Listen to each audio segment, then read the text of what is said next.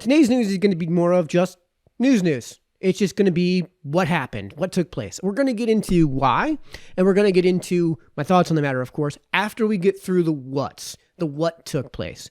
So more importantly than anything, what took place was these two public hearings, which were ahead of last week's town council meeting.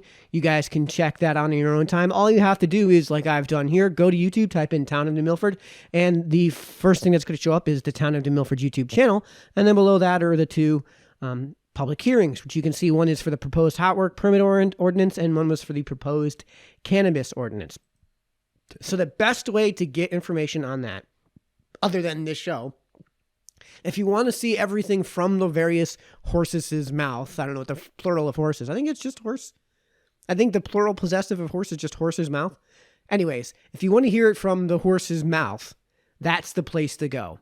Just go onto YouTube, type in Town of New Milford. It'll be the first two things that show up. And the main reason that we're going to be starting off with the cannabis ordinance is, aside from the fact that that's what you guys are here for. That's what you guys want to hear about. That's what you guys want to talk about. That's the place where there's some confusion. The real reason I want to go into this is because this is the place where there's lots of misinformation. It's not disinformation. It's not people lying to you. It's not people purposely trying to persuade people into a certain position. It's just that there's a lot of incorrect information that's being thrown out there. So the first place we're going to start is what is taking place here. And what we can do is we can actually read the entire ordinance, which is only a page long. It's like 4 sentences long. In fact, that's what I did during the entirety of my commentary, because I went up to public comment at the public hearing. I was there, and I actually spoke during public comment during the public hearing. And you can see, and this is going to be about a minute and a half of commentary with a question towards the end of it, where you guys can hear the entire ordinance, because it was nice and short and sweet. All right, Mike Sennello, 111 Willow Springs. The ordinance is nice and short and sweet, so I would just like to please read it into the record if you guys don't mind. I'll read the whole thing since it's only like 4 sentences. 2C1, definitions, cannabis, marijuana, and vaping, as used in this chapter, shall have the same meaning as stated in Public Act 21-1, the so-called, quote, Responsible and Equitable Regulation of Adult Use Cannabis Act, end quote. Section 2C-2, where cannabis use is prohibited, smoking and vaping of cannabis and any derivative thereof, in any form, or in any municipally owned or leased property is prohibited. Subsection 2C-3, any person who violates the provisions of this ordinance shall be subject to a fine of $250. That way, at least everyone at home who's watching has an idea of what the ordinance is that we're talking about. And since it's so nice and short and sweet, I can read the whole thing. Just very briefly, I hope the next time the council is in session to discuss this, they ask the attorney, what constitutes municipally owned or leased property, especially as it relates to the municipally owned roads? So does this apply to passengers in a vehicle?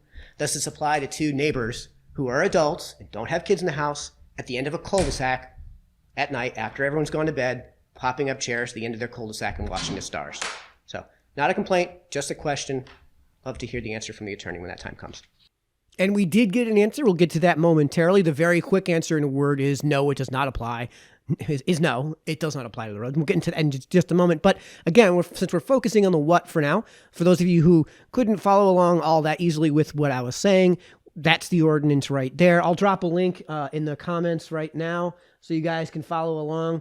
That's the entire ordinance. It's 1 page long. There we go. It's 1 page long, and it's just a few sentences. We can probably zoom in on this and just read it again real quick so you guys can see it. If you want us to pause the video and screenshot it and review it, there you can. Section 2C-1, cannabis, marijuana, and vaping, as used in this chapter, shall have the same meaning as stated in Public Act 21-1, the so-called Responsible and Equitable Regulation of Adult Use Cannabis Act, which is almost as long as the actual text.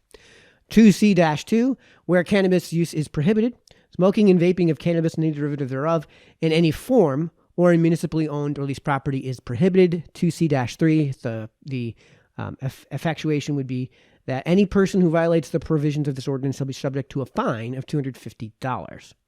So the important part here is smoking and vaping of cannabis and any derivative thereof in any form on or in municipally owned or leased property. Those are the two important parts. Smoking and vaping of cannabis and its derivatives, and on municipally owned or leased property. So there have been a number of questions that have come up. I had my question that you guys saw in public comment. I try to keep things when I go to public comment nice and short and sweet.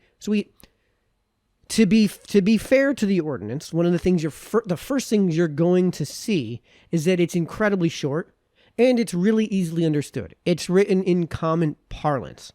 It's also, as you guys will find out from other towns, it's also significantly more lax than the towns around us. For example, in the case of this ordinance, no, the ordinance does not apply to roads, according to Attorney Randy DeBella. Randy, there was also some questions concerning municipal property. So as mentioned before, what about a town road? What about the fact, are you on a cul-de-sac? A town road or a cul-de-sac would be considered a property of way. In other words, either by easement or by dedication or taking. That's a transient area. That doesn't apply. Thank you, Randy. Ask a question, get an answer. So we can compare this ordinance to the ordinances that have been enacted in other towns, as Mayor Bass did in his analysis and his research going into this proposal. Quickly, some of the research that I did was, how are other towns handling this? So let's check the tape. Let's check the city of Torrington. Any product containing, made, or derivative of tobacco or nicotine, marijuana, hemp, or any of their derivatives that are intended for human consumption, whether smoked, heated, chewed, dissolved, inhaled, snorted, sniffed, or ingested by any other means, including but not limited to cigarettes, cigars, little cigars, chewing tobacco, pipe tobacco, snuff, and edibles, is not allowed. That's the city of Torrington. Let's look at Bethel. So significantly more stringent. No smoking or alcohol of use of drugs on any town fields or parks. Smoke-free zone.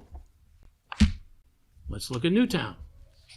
Drugs, tobacco products, or glass containers are strictly prohibited inside all parks at all times. Violators may be prosecuted. And it goes on from there. So all of the other towns, it seems, that are proposing this type of legislation are proposing legislation that is significantly more restrictive than what's being proposed here. It also only applies to town properties and only applies to smoking and vaping. And we'll come back to the public versus private sector here. But notice how Torrington's regulations explicitly restricted consumption via things like gummies and edibles and lollipops. And from what I understand, there's now chewing gum that you can get that has THC baked into it. So no, this is something that's only going to be applying, and there's a reason this is the case.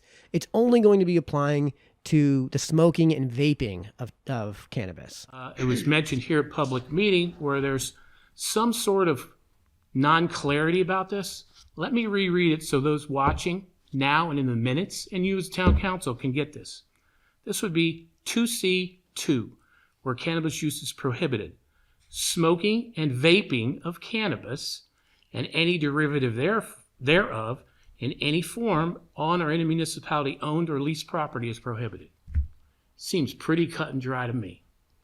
Our town attorney is here.